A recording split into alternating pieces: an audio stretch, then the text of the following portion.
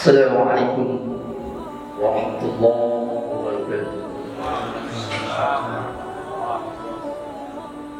Alhamdulillah alladzi anzala sakinata fi qulubil mu'minin liyazdadu imanan wa 'amalan walillahi mulku samawati wal ardi wa kana Allahu 'aliman hakim. Asyhadu an la ilaha illallah wahdahu la syarika lahu wa asyhadu anna Muhammadan 'abduhu wa rasuluhu la nabiyya ba'dahu. Allahumma shalli wa sallim wa barik ala Muhammadin wa ala alihi wa ashabihi wa man tabi'ahum bi ihsan ila yaumiddin. Qala Allah ta'ala fi Qur'anil 'azim, a'udzu billahi minasy syaithanir rajim. يا أيها الذين آمنوا اتقوا الله حق تقاته ولا تموتن إلا وأنتم مسلمون. وقال أيضا يا أيها الذين آمنوا كتب عليكم الصيام كما كتب على الذين من قبلكم لعلكم تتقون. صدق الله العظيم. Hadirin jamaah salat subuh yang sama-sama dimuliakan Allah Subhanahu wa taala. Bersyukur kita kepada Allah pada kesempatan pagi hari ini di awal Ramadan. Semoga menjadi hari yang baik untuk kita dan mudah-mudahan Allah Subhanahu wa taala menerima amal-amal ibadah kita. Salawat dan salam semoga salam tercurah pada uswah kita Rasulullah Muhammad sallallahu alaihi wasallam. Mudah-mudahan salawat dan salam tercurah dan tersampaikan pada keluarga beliau, para sahabatnya, tabi'in, dan mudah-mudahan kita selalu istiqomah dalam menjalankan ajaran-ajaran Nabi sehingga kita nanti mendapat syafaat yaumil qiyamah ya rabbal alamin. Ma'asyiral muslimin dan rasul-rasul yang dimuliakan Allah Subhanahu wa taala. Satu ketika Rasulullah duduk bersama para sahabat. Pada saat itu Rasulullah kemudian menyampaikan sebuah pesan. Kata Rasulullah, nanti akan ada masuk seseorang dari pintu sebelah kanan, seorang ahli surga, dia akan masuk pintu dari sebelah kanan. Ini sahabat yang ada di sekitar Rasulullah bingung, heran, penasaran. Kemudian masuklah sahabat Ansor dengan berpakaian sederhana, tanpa ada terlihat seorang yang dermawan, yang kaya raya. Bajunya pun biasa-biasa saja, hanya terlihat jenggot yang basah selepas wudu. Hanya masuk sahabat tadi. Hari kemudian Rasulullah pun sama kembali ulang ucapannya. Kata Rasulullah, nanti akan masuk seorang ahli penduduk ahli surga, dia akan masuk lewat pintu sebelah kiri. Ini sahabat makin bingung. Siapa lagi gerangan yang disebutkan Rasulullah yang mendapatkan nas, mendapatkan bahasanya esnya dari Rasulullah sehingga orang tadi disebut dan dijamin sebagai penduduk surga. Kemudian datang dari pintu sebelah kiri, rupanya yang sahabat Ansor yang kemarin. Makin bingung dan makin heran para sahabat. Sampai ketiga kali sahabat tadi datang, begitu pun sama Rasulullah. Ucapannya tidak berubah. Seorang penduduk ahli surga akan masuk nanti dari pintu. Akhirnya salah satu sahabat Nabi, Abdullah bin Amr bin As, dia menghampiri sahabat Ansor tadi. Wahai sahabatku, aku ini sedang ada masalah bersama orang tua aku di rumah. Bolehkah aku menginap beberapa malam di rumah? Kata sahabat Ansor tadi, diizinkanlah Amr bin As, Abdullah bin Amr bin As untuk menginap di rumah sahabat Ansor tadi. Di malam pertama, Abdullah bin Amr bin As melihat sahabat tadi. Karena penasaran apa yang diamalkan sahabat tadi, apa yang dikerjakan sahabat tadi, sehingga Rasulullah SAW mencap sebagai ahli surga. Penasaran. Dilihatlah, diperhatikan dari mulai malam awal malam sampai pertengahan malam, sampai di akhir malam. Rupanya Abdullah bin Amr bin As tidak melihat sesuatu yang istimewa. Tidak ada terlihat amal yang istimewa dari sahabat Ansar tadi. Sampai subuh dibangunkan sama sholat subuh berjamaah. Kemudian di malam kedua, karena masih penasaran, sama. Dilihatnya tadi nggak ada amal istimewa, biasa-biasa saja. Di hari ketiga pun sama. Sampai pada hari ketiga ketika berkumpul lagi dengan sahabat, dipanggillah, dihampiri oleh Amr bin As. Sahabat Ansar tadi dihampiri. Wahai sahabatku, gerangan apa yang membuatmu sehingga kami sebagai sahabat yang lain cemburu, merasa iri? Amal apa yang kau kerjakan sehingga Rasulullah SAW membuat statement bahwa engkau sebagai penduduk ahli surga? Amal apa? Ada sahabat Ansar tadi tersenyum, kemudian dijawab, wahai Abdullah bin Amr bin As, sahabatku, sesungguhnya tidak ada amalan istimewa dalam diriku. Aku bukan seorang yang dermawan, yang kaya raya, tidak. Aku juga bukan seorang ahli ibadah, tidak. Apa amalannya?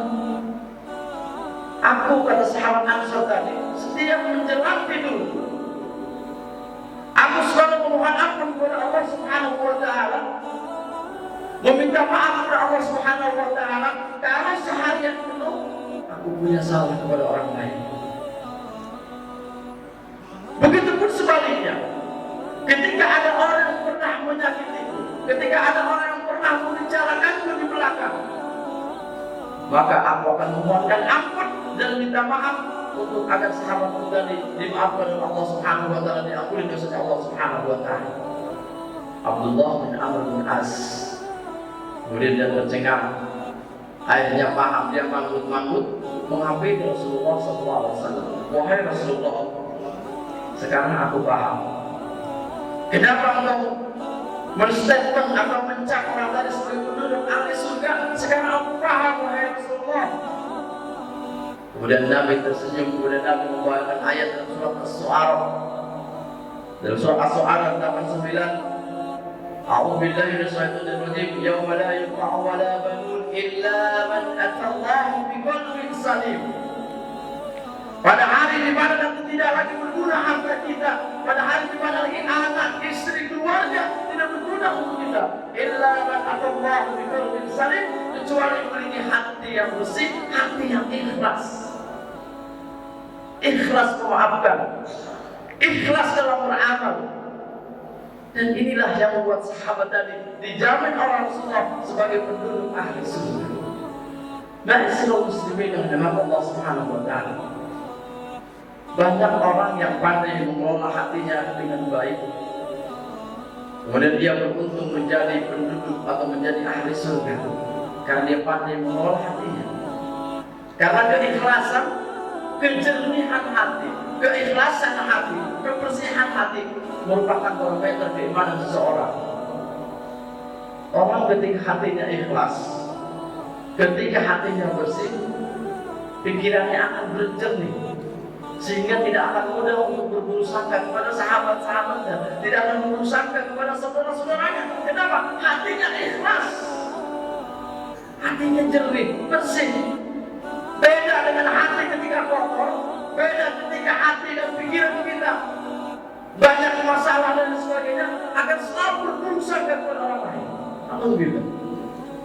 Oleh karena itu kaum muslimin yang dirahmati Allah Subhanahu wa Ta'ala, dari cerita tadi ada beberapa poin yang bisa kita sampaikan. Maka diantaranya adalah bagaimana ketika hati kita bersih, ketika hati kita kotor, karena kita tidak sadar. Kadang tanpa kita sadari, hati kita tercemari dengan penyakit-penyakit yang kadang sepele. Satu contoh, orang biasanya penyakit hati ini muncul ketika seseorang dikasih kelebihan harta, juga ketika dikasih kelebihan pangkat, kedudukan dan jabatan.